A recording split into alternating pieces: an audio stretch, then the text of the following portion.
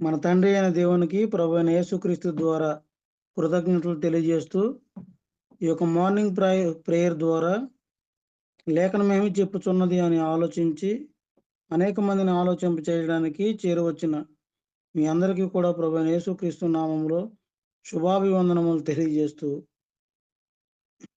సహోదరులు అప్పారావు గారి ప్రారంభ ప్రార్థన ద్వారా ఈనాటి మార్నింగ్ ప్రేయర్ కార్యక్రమమును మనం ప్రారంభించుకుందాము.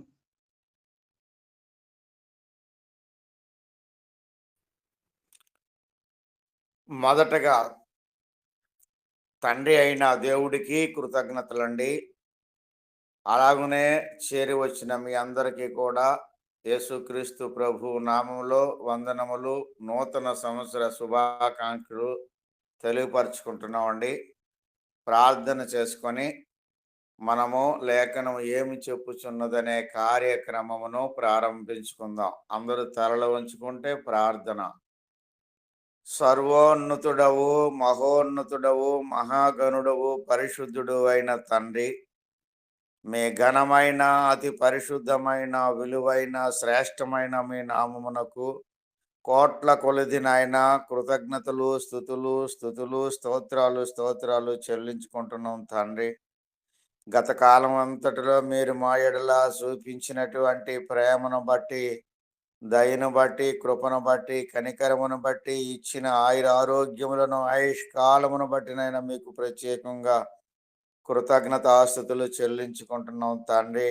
ఈ సమయంలో మీ సన్నిధికి నాయన చేరి వచ్చినటువంటి మీ పిల్లలందరినీ, సేవకులను మీరు దీవించి ఆశీర్వదించి శుభములు అనుగ్రహించమని ప్రార్థిస్తున్నాం తండ్రి. రావలసిన వారిని మీ దయ చొప్పున, కృప చొప్పున సకాలంలో నడిపించమని వేడుకుంటున్నాం దేవా. ఈ యొక్క కార్యక్రమం నాయన నానాటికి ముందుకు కొనసాగుతూ అనేకులకి నాయన ఒక మంచి మాదిరికరమైనటువంటి జీవితమును తెలుసుకొనుటకు నాయన, మీ యొక్క ప్రేమను నాయన తెలుసుకొనుటకు తండ్రి అనేకులు నడిపించమని ప్రార్థన చేయుచున్నాం.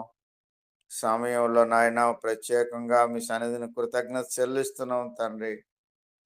ఇప్పుడు నాయన ప్రార్థన చేస్తున్నటువంటి సహోదరులనే కానీ, పాటలు పాడుతున్నటువంటి సహోదరులనే కానీ, వాక్యమును వివరించడానికి సిద్ధంగా ఉన్నటువంటి నాయన మీ యొక్క సేవకులను కానీ మీరు బహుగా దీవించి ఆశీర్వదించమని, సంపూర్ణమైన ఆరోగ్యములను ప్రసాదించమని, ఈ నూతన సంవత్సరములో నూతన ఆశీర్వాదములు నాయన ఒక్కొక్కరికి మీ యొక్క కృప చొప్పును అనుగ్రహించి మీరే ఘనత మహిమ పొందుకొనమని, ఈ యొక్క కార్యం నడిపిస్తున్న మీ కుమారుని దీవించమని యేసుక్రీస్తు పరిశుద్ధ నామమున ప్రార్థించడి వేడుకుంటున్నాం తండ్రి. ఆమేన్. వందనాలండి. ప్రార్థన చేసినటువంటి సహోదరులు అప్పారావు గారికి వందనములు తెలియజేస్తూ మొదటి కీర్తనగా సహోదరులు నరేష్ గారు పాడి వినిపిస్తారు. రెండవ కీర్తనగా అప్పారావు గారు పాడి వినిపిస్తారు.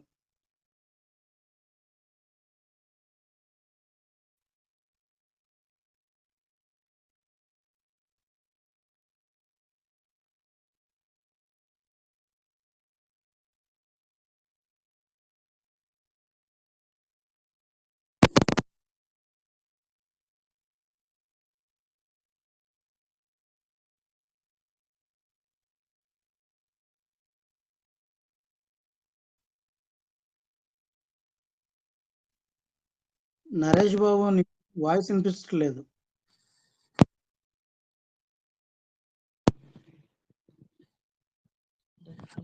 హలో హలో ఓకే, ఇప్పుడు వినిపిస్తుంది. Okay okay.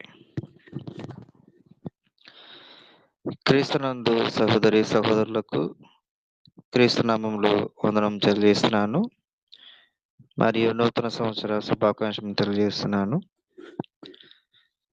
కీర్తన పాడుకొని తండ్రి అయిన దేవుని ప్రభువైన యేసుక్రీస్తు ద్వారా మనము స్తుతించుకుందాము.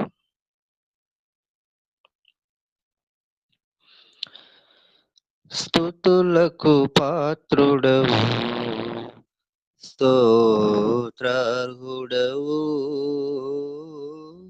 స్తుతులకు పాత్రుడవు, బహుకీర్తనీయుడవు, భక్తికి ఆధారభూతుడవు, స్తుతులకు పాత్రుడవు, స్తోత్రార్హుడవు, స్తుతులకు పాత్రుడవు. సమస్త దేవతలు కంటెను మహోన్నతుడవు నీవు, సమస్త దేవతలు కంటెను మహోన్నతుడవు నీవు, సర్వ సృష్టికర్త సర్వశక్తిమంతుడ మహిమా స్వరూప దేవా యెహోవా, సర్వ సృష్టికర్త సర్వశక్తిమంతుడ మహిమా స్వరూప దేవా యెహోవా, స్తుతులకు పాత్రుడవు, స్తోత్రార్హుడవు, స్తుతులకు పాత్రుడవు, బహుకీర్తనీయుడవు, భక్తికి ఆధారభూతుడవు, స్తుతులకు పాత్రుడవు, స్తోత్రార్హుడవు,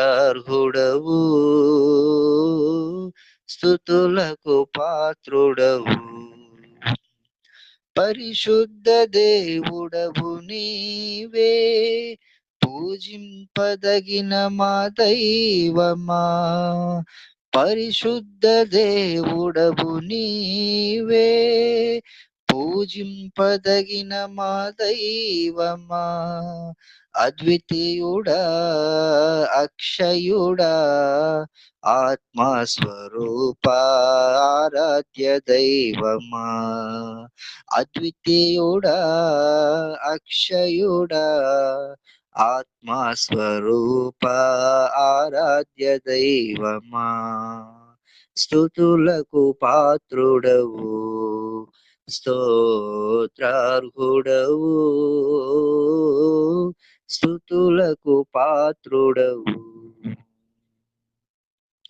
అపరాధములు చేసి మేము ఆత్మీయముగా చచ్చియుండగా, అపరాధములు చేసి మేము ఆత్మీయముగా చచ్చియుండగా, క్రీస్తు యేసు ప్రభువును విశ్వసించుటచే కృపచేత మమ్ము బ్రతికించినావు, క్రీస్తు యేసు ప్రభువును విశ్వసించుటచే కృపచేత మమ్ము బ్రతికించినావు, స్తుతులకు పాత్రుడవు, స్తోత్రార్హుడవు, స్తుతులకు పాత్రుడవు. నీ వాత్సల్య బాహుల్యము చొప్పున పాపికి విడుదల కలిగించినావు, నీ వాత్సల్య బాహుల్యము చొప్పున పాపికి విడుదల కలిగించినావు, శాంతమూర్తి కరుణా సంపన్నుడ ప్రేమ స్వరూప నిత్యుడగు దేవా, శాంతమూర్తి కరుణా సంపన్నుడ ప్రేమ స్వరూప నిత్యుడగు దేవా, స్తుతులకు పాత్రుడవు, స్తోత్రార్హుడవు, స్తుతులకు పాత్రుడవు, బహుకీర్తనీయుడవు, భక్తికి ఆధారభూతుడవు, స్తుతులకు పాత్రుడవు, స్తోత్రార్హుడవు, స్తుతులకు పాత్రుడవు. వందనాలండి అందరికి.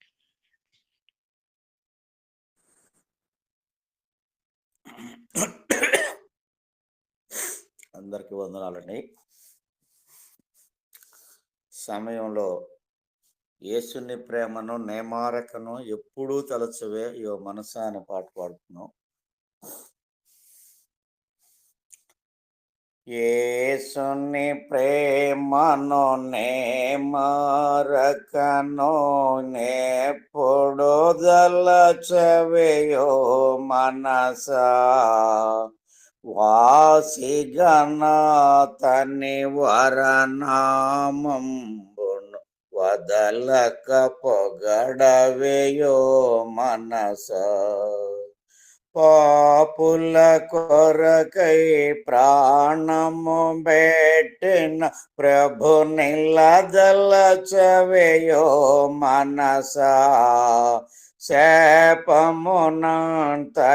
చక్కగా నోర్చిన శాంతుని పొగడవేయో మనసా యేసుని ప్రేమను నే మరకను నెప్పుడు దలచవేయో మనసా వాసిగన తని వరనామంబును వదలక పొగడవేయో మనసా కష్టములలో మన కండగా నుండిన కర్తను దలచవేయో మనసా నష్టములనియో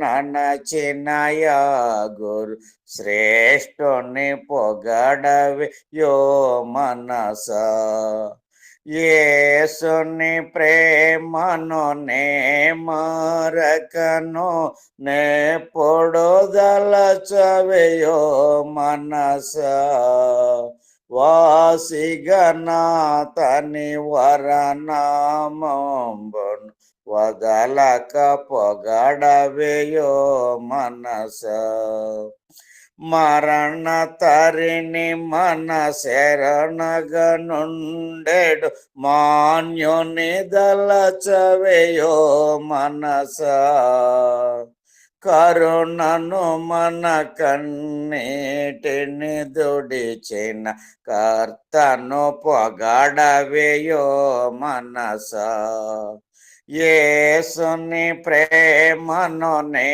మరకను నెప్పుడు దలచవేయో మనసా వాసిగన తని వరనామంబును వదలక పొగడవేయో మనసా ప్రార్థనలో విని ఫలములు నొసగిన ప్రభు నిలదలచవేయో మనసా వర్ధన గోరుచు శ్రద్ధతో దిద్దిన వంద్యుని పొగడవేయో మనసా యేసుని ప్రేమను నే మరకను నెప్పుడు దలచవేయో మనసా వాసిగన తని వరనామంబును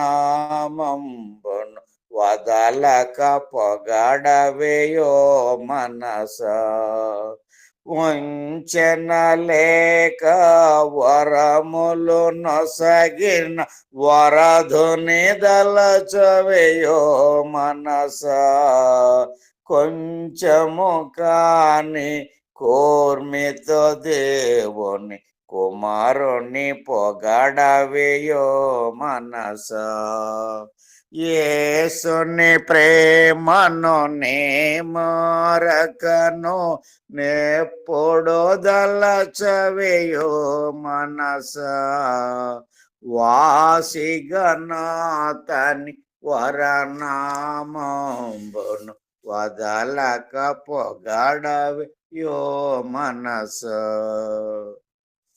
అందరికీ వందనాలండి. అందరికీ నూతన సంవత్సర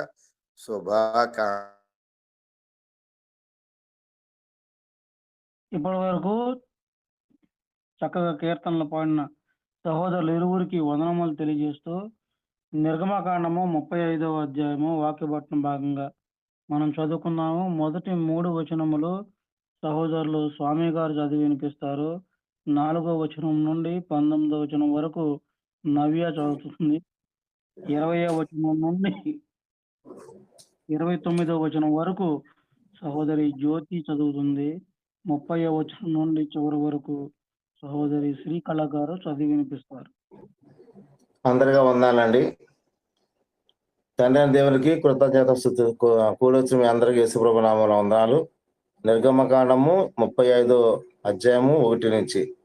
మోషే ఇశ్రాయేలీయుల సర్వ సమాజమును పోగు చేసి, మీరు చేయనట్లు యెహోవా ఆజ్ఞాపించిన విధులేమనగా, మీరు దినములు 6 దినములు పని చేయవలెను. 7వది మీకు పరిశుద్ధ దినము, అది యెహోవా విశ్రాంతి దినము. దానిలో పని చేయి ప్రతివాడును మరణశిక్షనందును. విశ్రాంతి దినమున మీరు మీ ఇండ్లలో ఎక్కడను అగ్ని రాజబెట్టకూడదని వారితో చెప్పును. వందాలండి. మరియు మోషే ఇశ్రాయేలీయులైన సర్వ సమాజముతో ఇట్లనెను, యెహోవా ఆజ్ఞాపించినదేమనగా, మీరు మీలో నుండి యెహోవాకు అర్పణము పోగు చేయుడి. ఎట్లనగా, బుద్ధి పుట్టిన ప్రతివాడు యెహోవా సేవ నిమిత్తము బంగారు, వెండి, ఇత్తడి, నీల, ద్రోమరక్త వర్ణములు, సన్ననార, మేక వెంట్రుకలు, ఎర్ర రంగు వేసిన పొటేళ్లు తోళ్లు, సముద్రవచ్చల తోళ్లు, తుమ్మకర ప్రదీపమునకు తైలము, అభిషేక తైలమునకు, పరిమళ ద్రవ్య ధూపమును, సుగంధ సంబరములు, ఎఫోదునకు, పతకమునకు, లేత పచ్చలను, చెక్కు రత్నములను తీసుకురావలెను. మరియు వివేక హృదయులందరూ వచ్చి యెహోవా ఆజ్ఞాపించినవన్నీ చేయవలెను. అవేవనగా, మందిరము, దాని గుడారము, దాని పైకప్పు, దాని కొలుకులు, దాని పలకలు, దాని అడ్డకర్రలు, దాని స్తంభములు, దాని దిమ్మలు, మందసము, దాని మోతకర్రలు, కరుణాపీఠము, కప్పుతెర, బల్ల, దాని మోతకర్రలు, దాని ఉపకరణములన్నీయు, సన్నిధి, రొట్టెలు, వెలుగు కొరకు దీపవృక్షము, దాని ఉపకరణములు, దాని ప్రదీపములు, దీపమునకు తైలము, ధూపవేదిక, దాని మోతకర్రలు, అభిషేక తైలము, పరిమళ ద్రవ్య సంబరము, మందిర ద్వారమునకు తెర, దహన బలిపీఠము, దానికి కలిగిన ఇత్తడి జల్లెడ, దాని మోతకర్రలు, దాని ఉపకరణములన్నీయు, గంగాళము, దాని పీట, ఆవరణపు తెరలు, దాని స్తంభములు, వాటి దిమ్మలు, ఆవరణ ద్వారమునకు తెర, మందిరమునకు మేకులు, ఆవరణమునకు మేకులు, వాటికి త్రాళ్ళు, పరిశుద్ధ స్థలములో సేవ చేయుటకు సేవ వస్త్రములు, అనగా యాజకుడైన అహరోనుకు ప్రతిష్ఠిత వస్త్రములు, యాజకులగునట్లు అతని కుమారులకును వస్త్రములనియే అనెను. అందరికీ వందనాలండి. ఇశ్రాయేలీల సమాజమంతయు మోషే ఎదుట నుండి వెడలిపోయెను. తరువాత ఎవని హృదయము వాని రేపెను, ఎవని మనసు వారిని ప్రేరేపించెను, వారందరూ వచ్చి ప్రత్యక్షపు గుడారం యొక్క పని కొరకును, దాని సమస్త సేవ కొరకును, ప్రతిష్ఠిత వస్త్రముల కొరకును యెహోవాకు అర్పణను తెచ్చిరి. స్త్రీలు గాని పురుషులు గాని ఎవరెవరి హృదయములు వారిని ప్రేరేపించెనో వారందరూ యెహోవాకు బంగారు అర్పించిన ప్రతివాడును ముక్కెరలను, పోగులను, ఉంగరములను, తావళములను, సమస్త విధమైన బంగారు వస్తువులను తెచ్చిరి. మరియు నీల ధూమ్ర రక్తవర్ణములు, సన్ననార, మేక వెంట్రుకలు, ఎర్ర రంగు వేసిన పొట్టేళ్ల తోళ్లు, సముద్ర వత్సల తోళ్లు, వీటిలో ఏవి ఎవరి యొద్ద నుండెనో వారు వాటిని తెచ్చిరి. వెండి గాని ఇత్తడి గాని ప్రతిష్ఠించిన ప్రతివాడును యెహోవాకు ఆ అర్పణం తెచ్చెను. ఆ సేవలో ఏ పనికైనను వచ్చు తుమ్మకర్ర ఎవని యొద్ద నుండినో వాడు దాన్ని తెచ్చెను. మరియు వివేక హృదయం గల స్త్రీలందరూ తమ చేతులతో వణికి తాము వడికిన నీలధూమ్ర రక్త వర్ణము గల నూలును సన్న నార నూలును తెచ్చిరి. ఏ స్త్రీలు జ్ఞాన హృదయం గలవారై ప్రేరేపింపబడిరో వారందరూ మేక వెంట్రుకలను వణికిరి. ప్రధానులు ఏ పథకమునకును చెక్కు రత్నములను లేతపచ్చలను సుగంధ ద్రవ్యములను దీపమునకు అభిషేక తైలమునకును పరిమళ ధూపమునకును తైలమును తెచ్చిరి. మోషే చేయవలనని యెహోవా ఆజ్ఞాపించిన పనులన్నిటి కొరకు ఇశ్రాయేలీలో పురుషులేమి స్త్రీలేమి తెచ్చుటకు ఎవరి హృదయంలో వారిని ప్రేరేపించనో వారందరూ మనఃపూర్వకముగా యెహోవాకు అర్పణములను తెచ్చిరి. అందరికీ వందనాలండి.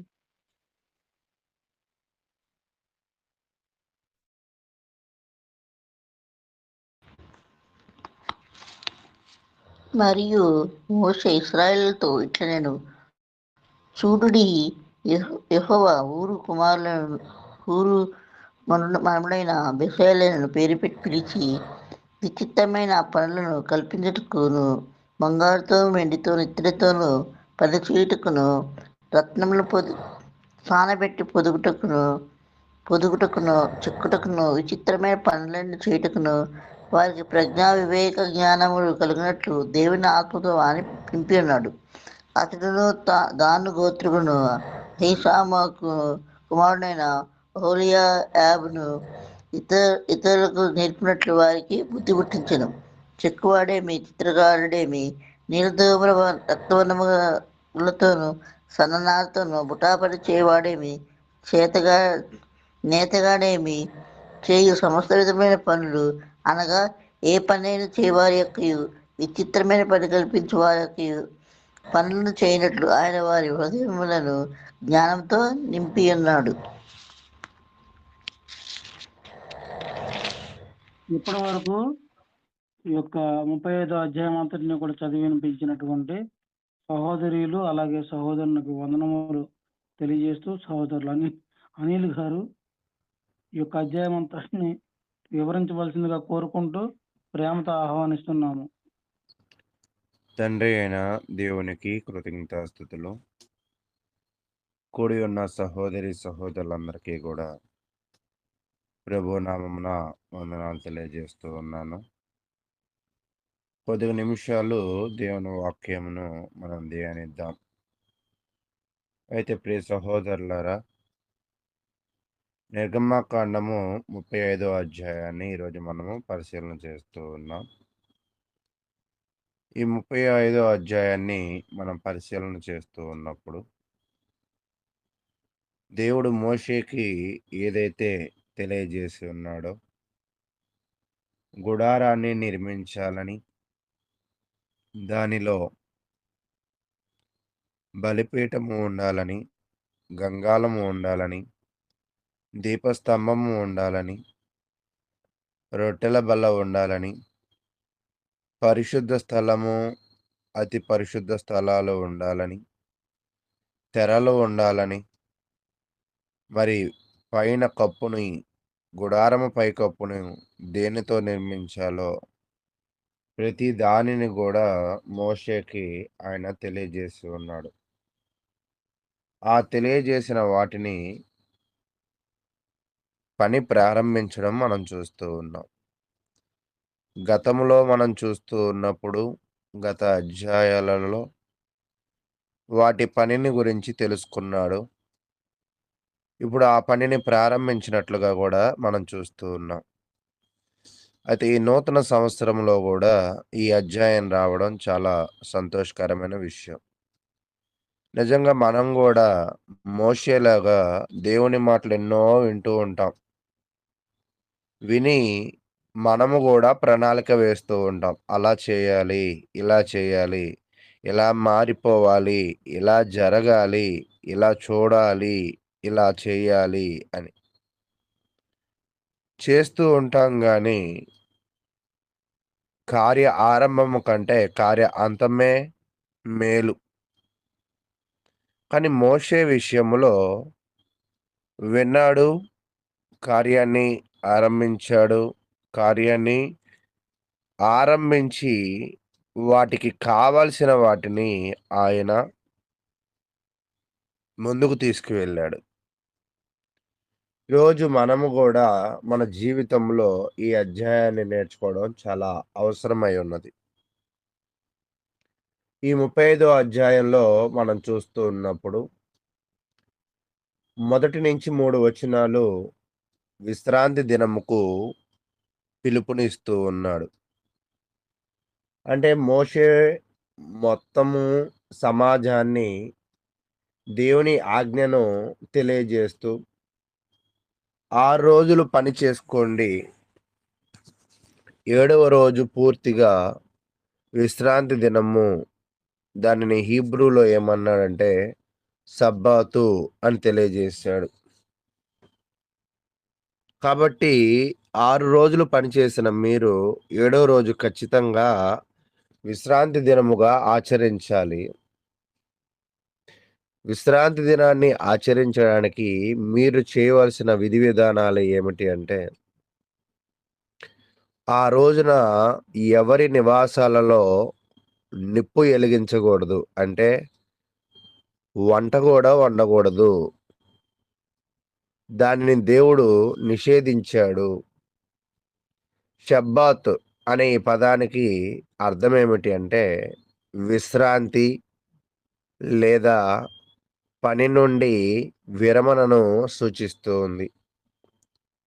ఇది దేవునికి మరియు ఆయన ప్రజలకు మధ్య నిబంధన యొక్క గుర్తుగా దాని ప్రాముఖ్యతను నొక్కి చెప్తూ ఉన్నాడు.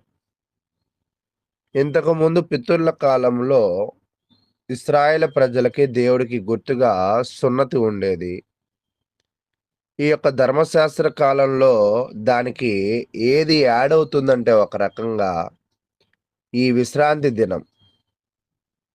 ఎవరైతే దేవుని ఆజ్ఞలను ఆచరించాలనుకున్నారో, ఎవరైతే దేవునితో సాంగత్యం చేయాలనుకుంటున్నారో ఖచ్చితంగా షబ్బాతును అంటే దానిని విశ్రాంతి దినమును ఖచ్చితంగా వాళ్ళు ఏం చేయాలంటే ఆచరించేవారిగా ఉండాలి.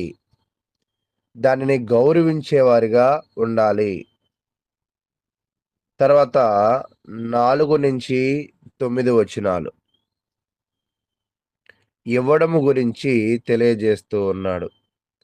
ఇవ్వడం గురించి తెలియజేయడం కాదు, ఇచ్చేవారిని ఆహ్వానిస్తూ ఉన్నాడు, ఇవ్వండి అని. మోషే స్వచ్ఛంద కానుకల జాబితాను రూపొందించాడు.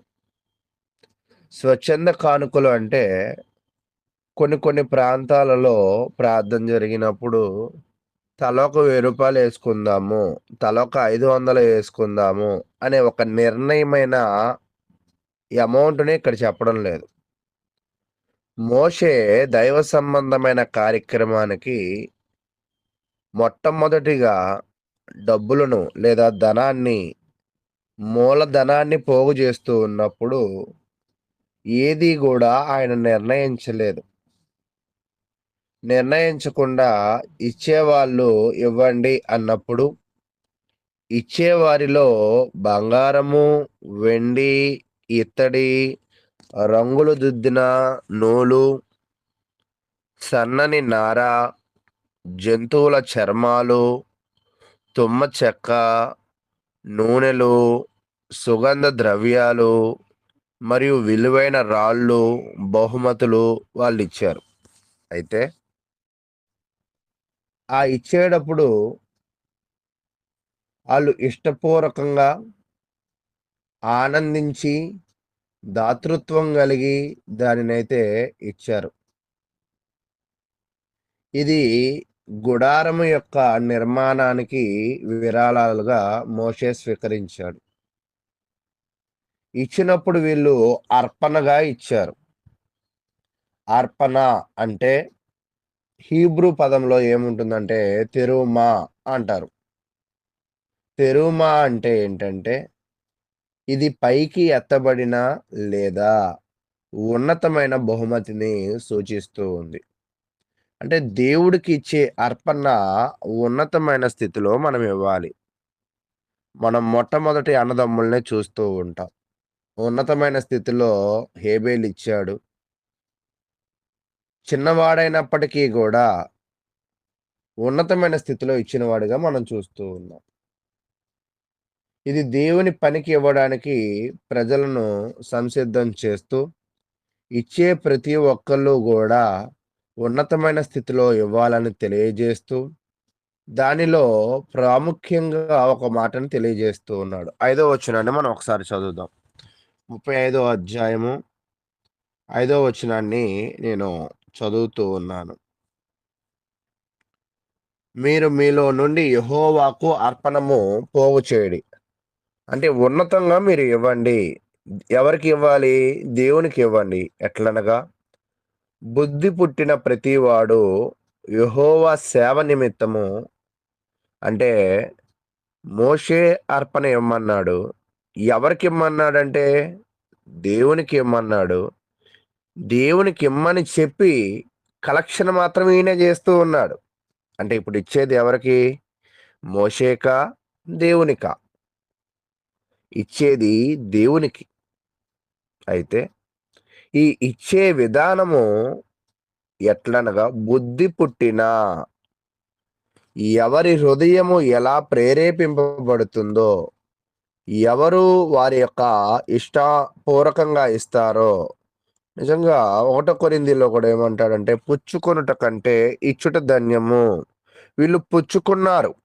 ఐగుప్తు దేశములో సకల సదుపాయాలను, సకల ధనధాన్యాదులను, సకల బంగారములను, వెండి ఇత్తడిలను వీళ్ళు స్వీకరించారు. వీళ్ళకిచ్చింది ఎవరంటే దేవుడే. మరలా దేవుడే ఇచ్చి మరలా దేవుని పని కొరకు వాళ్ళని అడిగినప్పుడు వీళ్ళు కూడా దేవునికి వారికి బుద్ధి పుట్టిన విధంగా ఇమ్మని తెలియజేశాడు. అయితే 4-9 వచనాలు ఈ విషయాలు తెలియజేస్తూ ఉంటాయి. అయితే 10-19 వచనాలు ఏం తెలియజేస్తుందంటే, నైపుణ్యము కలిగిన చేతి వృత్తి నియమింపబడింది. అంటే 10వ వచనాన్ని ఒకసారి చూద్దాం. మరియు వివేక హృదయులందరూ వచ్చి యెహోవా ఆజ్ఞాపించినవన్నీయు చేయవలెను.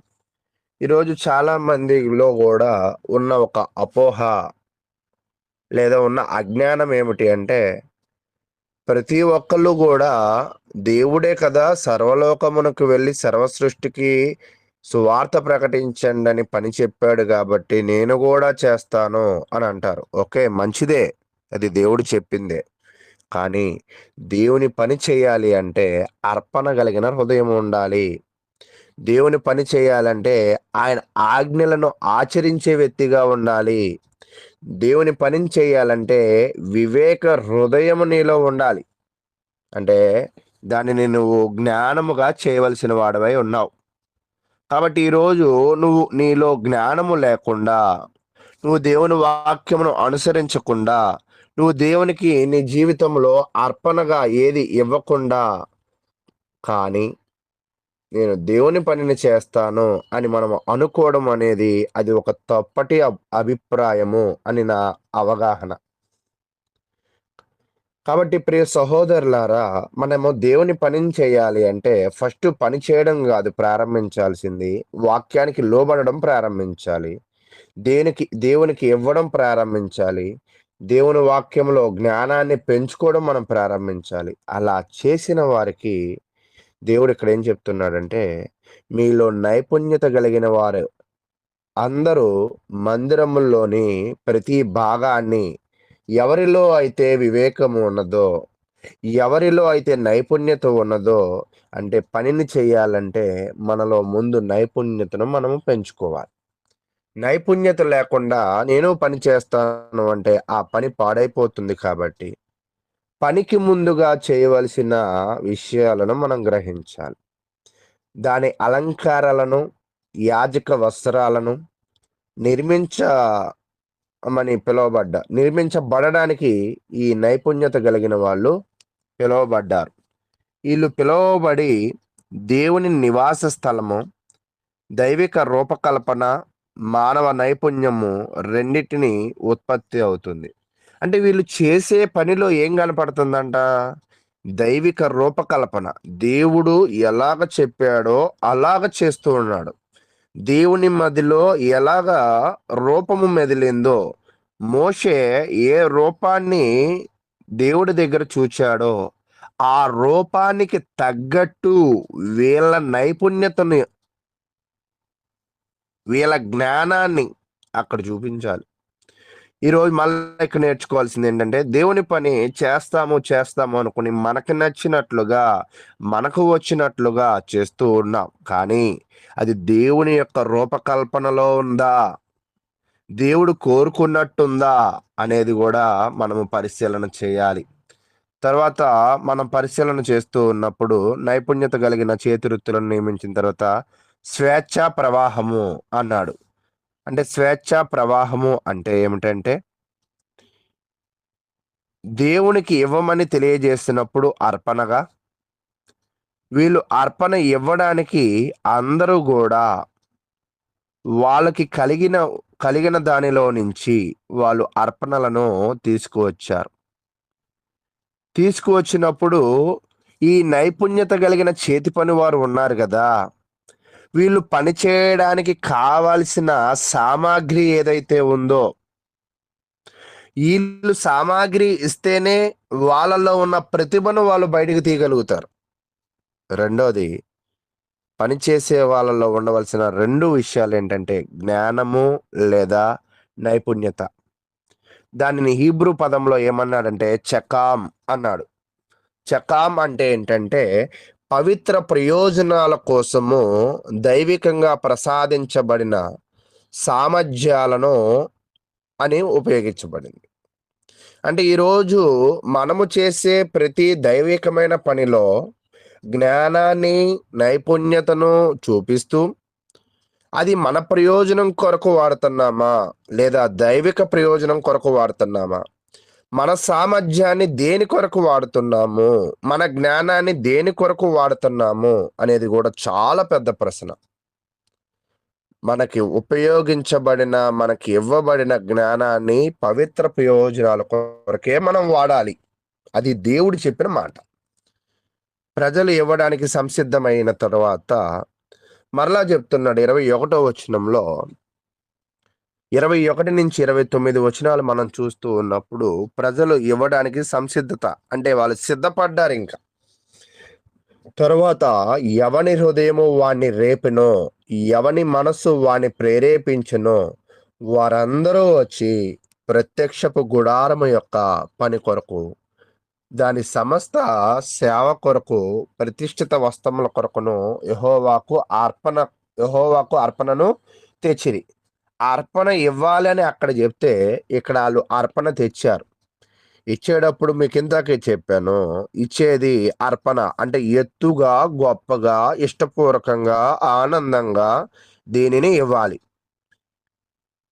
దీనిని హీబ్రూ పదంలో ఏమంటాడంటే నాదావ్ లిబ్బో అనే పదంతో అంటాడు. అంటే మరలా ఇష్టంగా ఇవ్వాలి.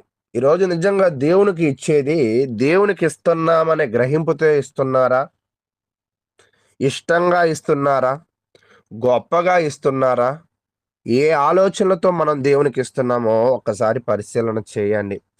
మనం 26, 29 వచనాలను చూస్తున్నప్పుడు కూడా ఇవే పదాలను వాళ్ళు ఉపయోగించారు. స్త్రీలందరూ, జ్ఞానం కలిగిన వాళ్ళందరూ కూడా ఒకవేళ మనము ఇష్టంగా ఇవ్వడం లేదు అంటే, ఆనందంగా ఇవ్వడం లేదంటే మనలో ఏదో లోపము ఉంది, మనలో దేవుని ఉద్దేశాలు లేవు. ఇచ్చిన దానిని దైవికంగా ఖర్చు పెట్టడం లేదు అంటే వాళ్ళల్లో కూడా ఏదో లోపం ఉంది అనేది మనం తెలుసుకోవాలి ఇక్కడ. తర్వాత చివరిగా 30 నుంచి 35 వచనాలు చూస్తున్నప్పుడు ఈ నైపుణ్యత, జ్ఞానం కలిగిన వాళ్ళు ఎవరు అనేది పరిశీలన చేస్తే గతంలోనే మనకు చెప్పాడు. మోషే ప్రధాన కళాకారులుగా ఎవరిని గుర్తించాడంటే బెసలేలు. దేవుని ఆత్మతో, నైపుణ్యము, సామర్థ్యము మరియు జ్ఞానముతో నిండి ఉన్నాడు. 31వ వచనాన్ని చూస్తున్నప్పుడు మనకు అర్థమవుతూ ఉంది. తర్వాత దాను, ఓహోలియాబు అతని భాగస్వామి వారు కలిసి ఇతరులకు బోధించారు. అంటే ఇద్దరు పనివారిని నైపుణ్యత, సామర్థ్యత, జ్ఞానము, దేవునితో నింపబడిన ఆలోచనలతో ఉన్నవారిని ఇద్దరిని కనుగొని ఇతరులకు బుద్ధి పుట్టించెను. వీళ్ళు కూడా ఇతరులకు బుద్ధి 32వ వచనాన్ని చదువుకుందాం. అతడును దాను గోత్రికుడును అహీసామకు కుమారుడైన అహోలియాబును ఇతరులకు నేర్పునట్లు వారికి బుద్ధి పుట్టించును. అంటే వీళ్ళు ఇక్కడ పని చేయడమే కాదు, వాళ్ళ సామర్థ్యాన్ని, వాళ్ళ జ్ఞానాన్ని ఇతరులకి నేర్పించి వాళ్ళకి బుద్ధి కలిగించే విధముగా ఇతరులను కూడా కష్టపడడానికి ప్రేరేపించడానికి ఒక లీడర్గా పని జరుగుతూ ఉంది. కాబట్టి ప్రియ సహోదరులారా, మనం కూడా మన జీవితములలో ఈరోజు నేర్చుకోవాల్సిన విషయం ఏమిటంటే, వాళ్ళు సబ్బాతుని గౌరవించాలి, హృదయపూర్వకంగా ఉదార హృదయాన్ని పెంచుకోవాలి. ఉదార హృదయం అంటే దేవునికి ఇచ్చే మనసును పెంచుకోవాలి. ప్రత్యేక బహుమతులు కూడా సేకరించబడ్డాయి. దైవిక నాయకత్వాన్ని కూడా మద్దతు ఇవ్వాలి. అదేంటి నువ్వే చేయగలవా? అహోలియాబు, బెసలేలు నాకు కూడా వచ్చు, నేను చేయలేనా? నేను చేస్తాను అంటే ఓకే, నువ్వు చేయి. అది ఎప్పుడు అంటే దేవుని ఆజ్ఞను అనుసరించినప్పుడు, అది ఎప్పుడు అంటే దేవునికి అర్పణ ఇచ్చినప్పుడు, అది ఎప్పుడు అంటే నైపుణ్యతను, జ్ఞానాన్ని పెంచుకున్నప్పుడు, అది ఎప్పుడు అంటే దేవుడు రూపకల్పన చేసిన విధంగా నువ్వు చేయగలిగినప్పుడు దేవుని పని చేయడానికి నువ్వు అర్హుడు అవుతావు. అలాగా ఈ అధ్యాయాన్ని ముగిస్తూ ఉన్నాడు. ఇచ్చిన సమయంలో దీనిని ముగిస్తూ ఉన్నాను. చక్కగా ఇప్పటి వరకు ఈ యొక్క 35వ అధ్యాయం అంతటిని వివరించినటువంటి సహోదరులు అనిల్ గారికి వందనమ్మలు తెలియజేస్తూ, ఇప్పటి వరకు జరిగినటువంటి కార్యక్రమం అంతటి విషయమై, అలాగే తదుపరి దేవకరణ్ గారి మెసేజ్ కొరకు కూడా ప్రార్థన చేయవలసిందిగా సహోదరులు అప్పారావు గారిని ప్రేమతో ఆహ్వానిస్తున్నాము.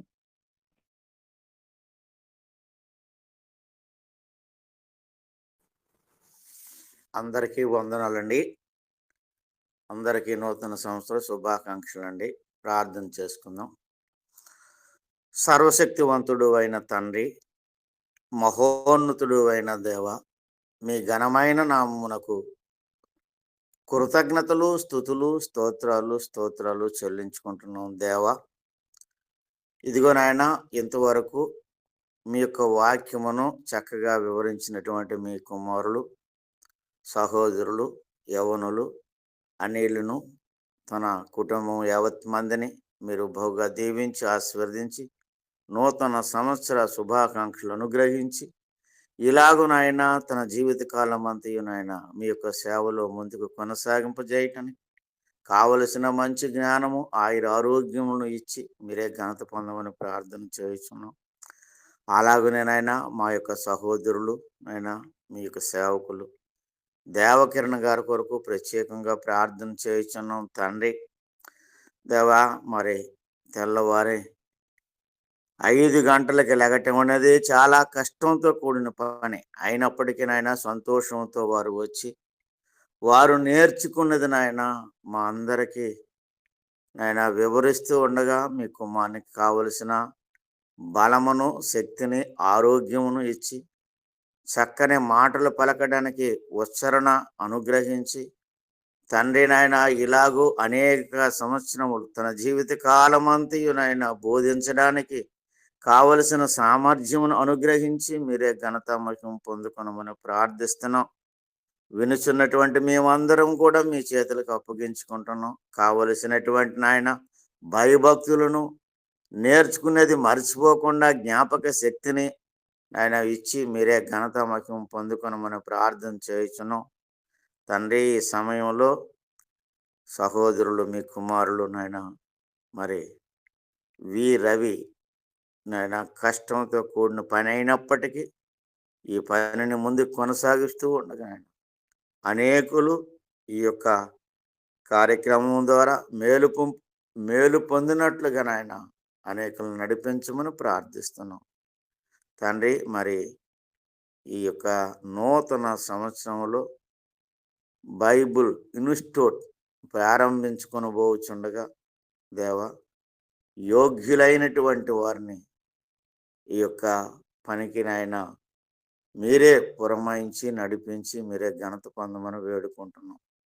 ఈ పని నాయన నానాటికి అనేక సంవత్సరాలు ముందుకు కొనసాగిస్తూ దినదిన అభివృద్ధిని అనుగ్రహిస్తూ మీరే ఘనత పొందమని, ఈ నూతన సంవత్సరములో నూతన ఆశీర్వాదములతో మమ్ములను మీ సేవలో నడిపించమని, చేరవచ్చిన ప్రతి ఒక్కరిని పేరు పేరు చొప్పున దీవించి శుభములు అనుగ్రహించు. యేసుక్రీస్తు ప్రభువు నామమున ప్రార్థించి అడిగి వేడుకుంటున్నాం తండ్రి, ఆమేన్. వందనాలండి. ప్రార్థన చేసినటువంటి సహోదరులు అప్పారావు గారికి వందనములు తెలియజేస్తూ, సహోదరులు దేవకరణ గారు వారికి ఇవ్వబడినటువంటి సమయం అంతటిని కూడా సంపూర్ణంగా వినియోగించుకోవాలని కోరుకుంటూ ప్రేమతో ఆహ్వానిస్తున్నాము.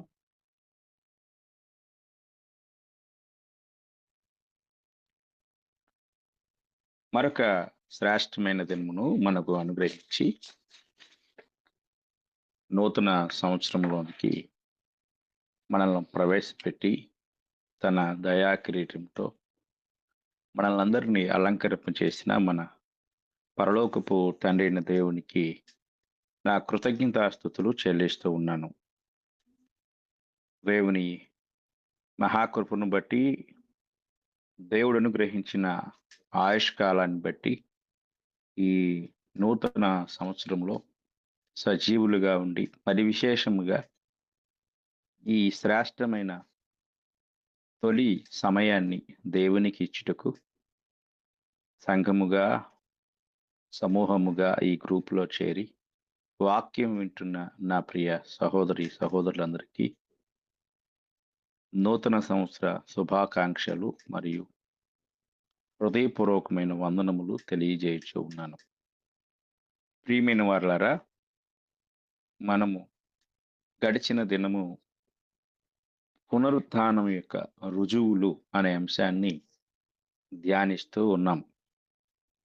పునరుత్థానం యొక్క రుజువులను గురించి మనము 2 విషయాలు నేర్చుకున్నాం.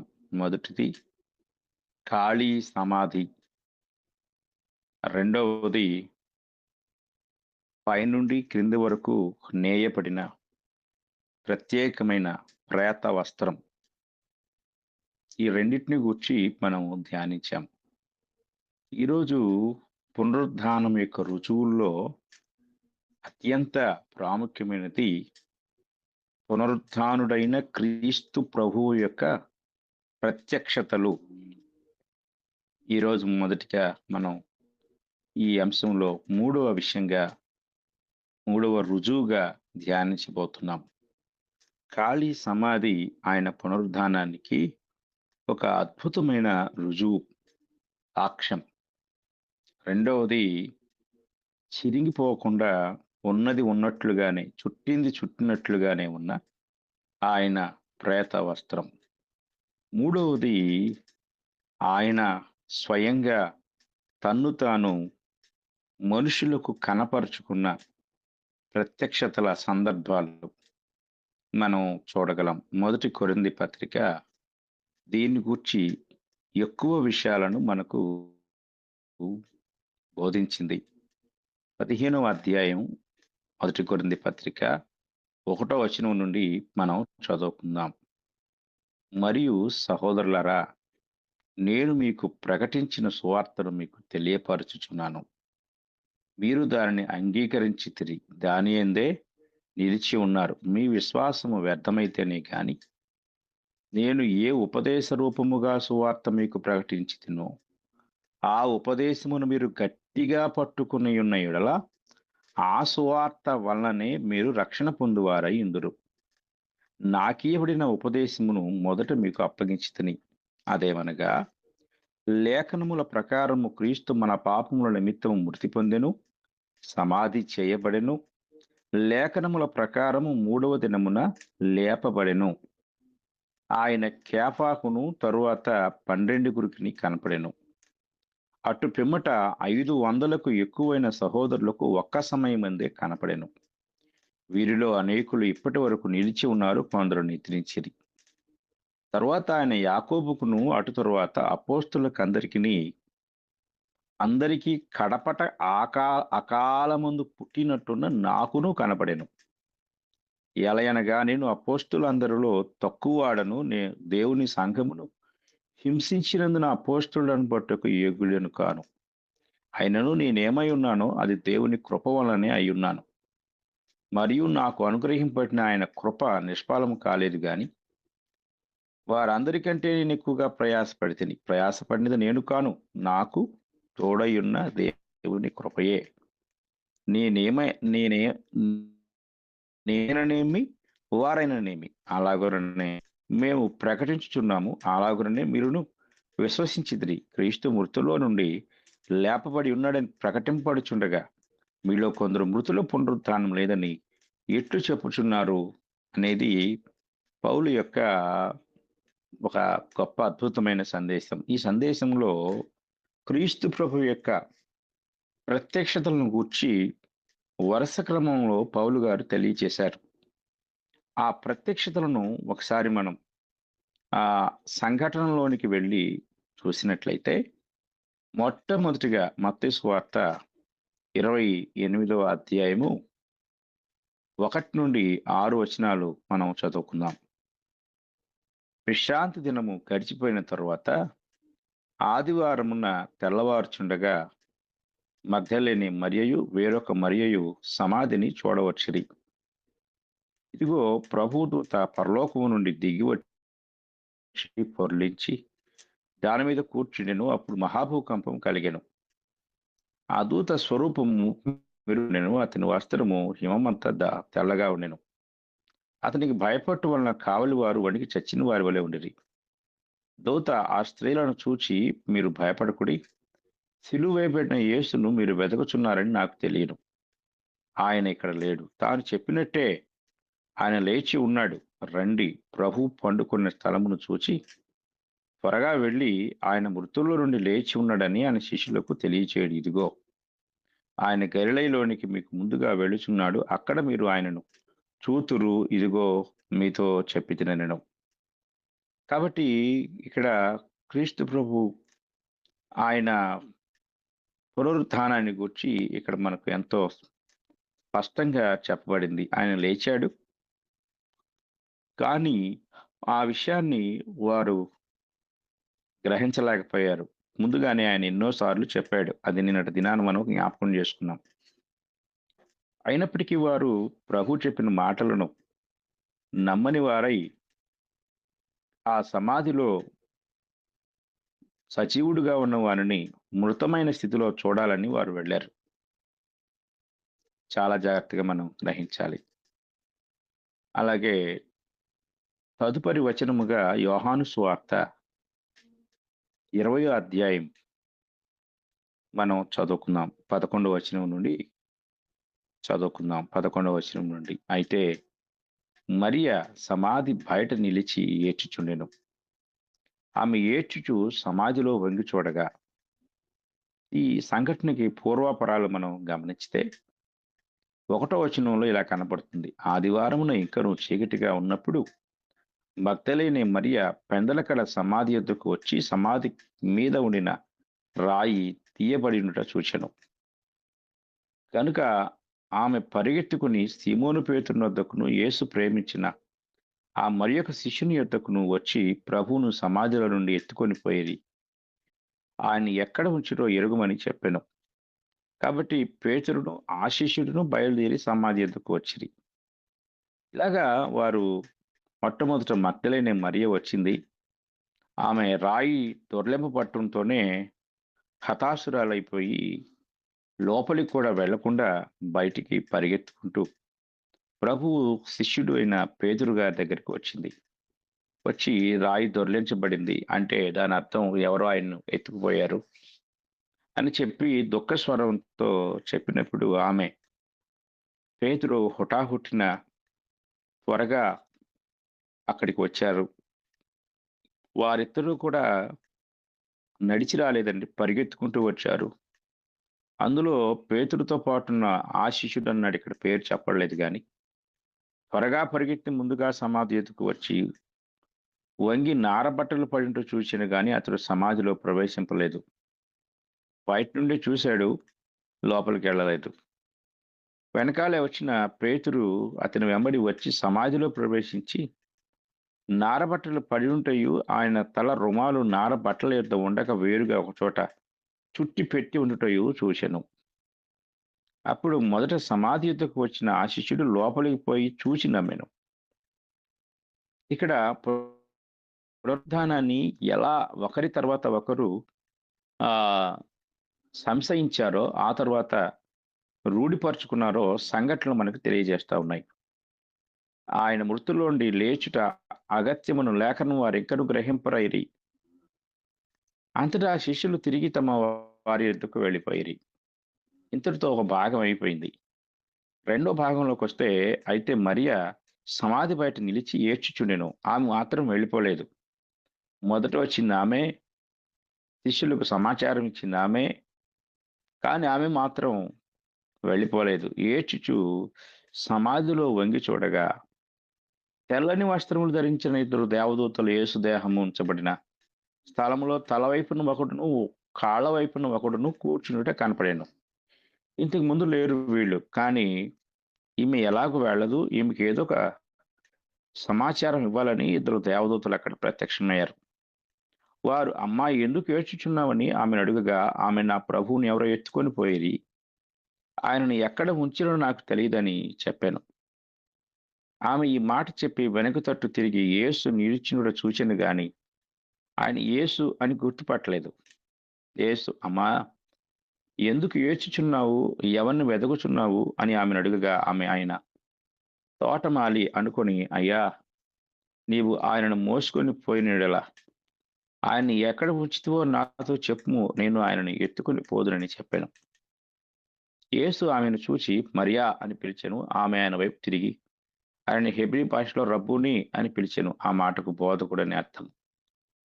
యేసు ఆమెతో, నేను ఇంకను తండ్రి యొద్దకు ఎక్కిపోలేదు గనుక నన్ను ముట్టుకొనవద్దు. అయితే నా సహోదరుల యొద్దకు వెళ్ళి నా తండ్రియు మీ తండ్రియు నా దేవుడును మీ దేవుడునైన వాని యొద్దకు ఎక్కిపోవచ్చున్నానని వారితో చెప్పమనెను. మగ్దలేనే మరియా వచ్చి, నేను ప్రభువును చూచితిని, ఆయన నాతో ఈ మాటలు చెప్పినని శిష్యులకు తెలియజేశాను. ఇది ఒక ప్రత్యక్షత. ఆ తర్వాత ఆదివారం సాయంకాలం శిష్యులు యూదులకు భయపడి తాము కూడి ఉన్న ఇంటి తలుపులు మూసుకొని ఉండగా యేసు వచ్చి మధ్యన నిలిచి, మీకు సమాధానం కలుగునుగా కానీ వారితో చెప్పాను. సమూహముగా ఉన్న శిష్యుల గుంపుతో ప్రభు ఇక్కడ ప్రత్యక్షమయ్యాడు. మగ్దలేనే మరియకు ప్రత్యక్షమయ్యాడు. తర్వాత శిష్యులకు ప్రత్యక్షమయ్యాడు.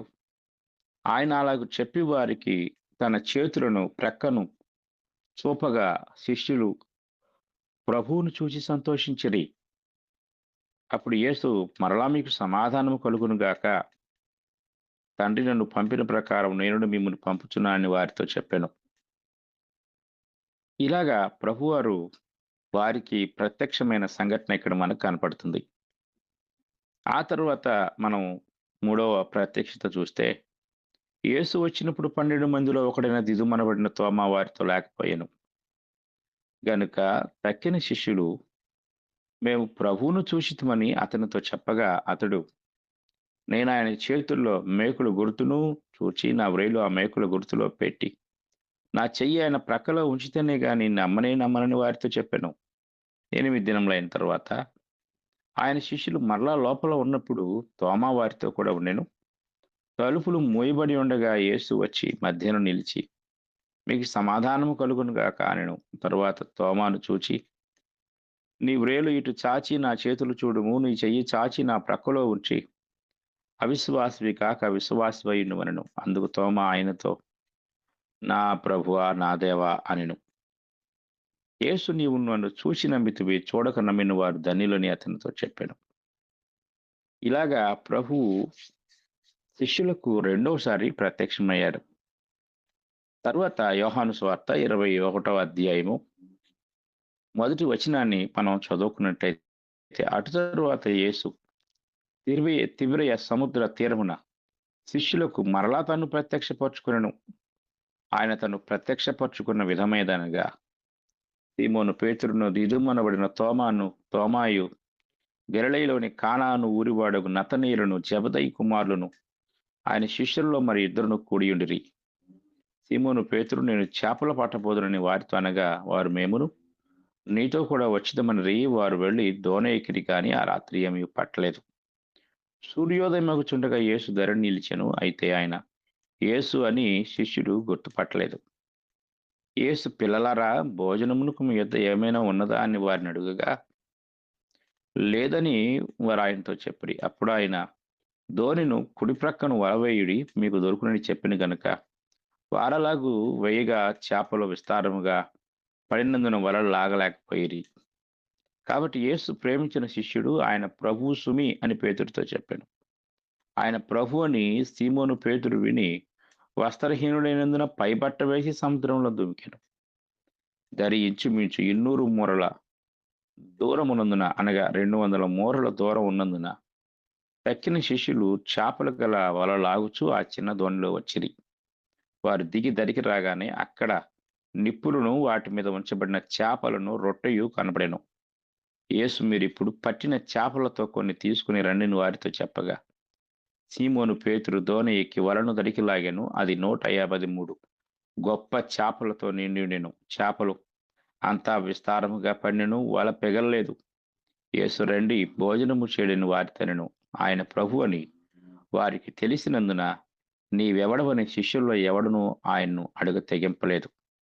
యేసు వచ్చి ఆ రొట్టెను తీసుకొని వారికి పంచిపెట్టెను, అలాగే చేపలను కూడా పంచిపెట్టెను. యేసు మృతుల్లో నుండి లేచిన తరువాత శిష్యులకు ప్రత్యక్షమైనది ఇది 3వసారి. ఇలాగా యేసుక్రీస్తు వారు ప్రత్యక్షంగా ఆయన ప్రత్యక్షమయ్యాడు. అవటం మాత్రమే కాదు, సజీవుడైన ఒక మనిషి ఎలా ప్రవర్తిస్తాడో అలాగే ప్రవర్తించారు. వారికి తన గాయాలు చూపించారు, వారితో మాట్లాడారు, వారికి కొన్ని విధి విధానాలను బోధించారు.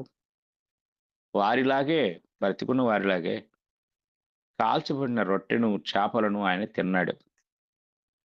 ఇవన్నీ కూడా ఆయన సజీవుడుగా ఉన్నాడు అనే ఒక సత్యాన్ని తెలియజేయుటకు ఆయన చేసిన గొప్ప కార్యాలు.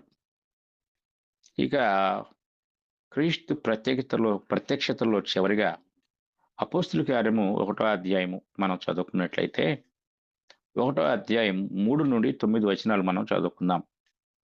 ఆయన శ్రమ పడిన తరువాత 40 దినముల వరకు వారికి అగపడుచు దేవుని రాజ్య విషయములను గురించి బోధించుచు అనేక ప్రమాణములను లేక రుజువులను చూపి వారికి తాను సజీవునిగా కనపరుచుకొనెను. ఆయన వారిని కలుసుకుని ఇలాగ ఆజ్ఞాపించెను, వీరు యెరూషలేము నుండి వెళ్ళక నా వలన వినిన తండ్రి యొక్క వాగ్దానం కొరకు కనిపెట్టుడి. యోహాను నీళ్లతో బాప్తిసం ఇచ్చెను గాని కొద్ది దినములుగా మీరు పరిశుద్ధాత్మలో బాప్తిసం పొందిరనెను.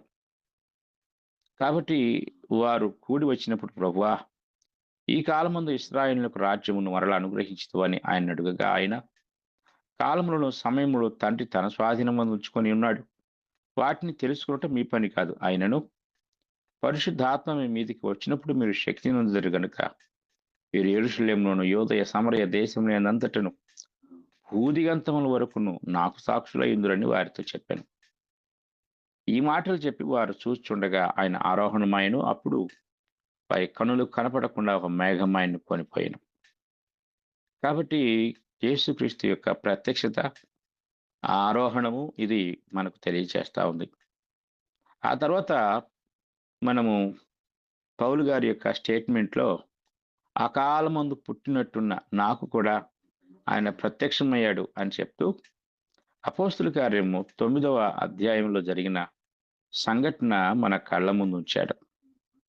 చూడండి, 1వ వచనం నుండి చదువుకుందాం. అపోస్తుల కార్యములు 9వ అధ్యాయము 1వ వచనం నుండి మనం చదువుకున్నట్లయితే, సౌలు ఇంకను ప్రభు యొక్క శిష్యులను బెదిరించుటయును, హత్య చేయుటయును తనకు ప్రాణాధారమైనట్టు ప్రధాన యాజకుని ఎదుకు వెళ్ళి, ఈ మార్గమందున పురుషులైన స్త్రీలైనను కనుగొనిడలా వారిని బంధించి యెరూషలేమునకు తీసుకొని వచ్చుటకు దమస్కులోని సమాజంలో వారికి పత్రికలమని అడిగాను. అతడు ప్రయాణం చేయుచు దమస్కు దగ్గరికి వచ్చినప్పుడు అకస్మాత్తుగా ఆకాశం నుండి ఒక వెలుగు అతని చుట్టూ ప్రకాశించెను.